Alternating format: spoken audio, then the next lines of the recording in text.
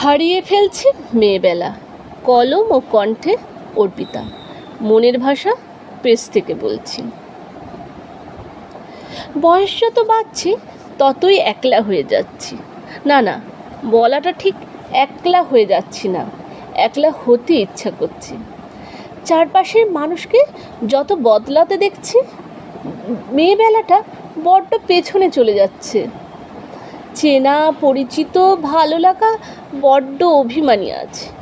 ভীষণ একলা জীবন।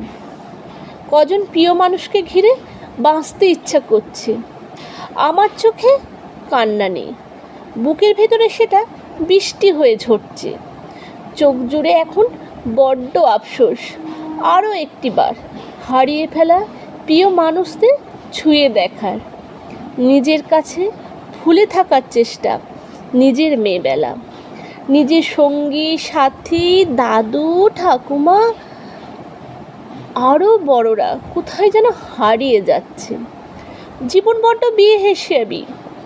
জীবনে চলার পথে মানুষগুলো আরও গণ্ডগোলের। একলাই হেঁটে যেতে হয় মৃত্যুর দোরগোড়ায়। যতই হারিয়ে ফেলি মানুষদের, ততই ভীষণ ভয় করে।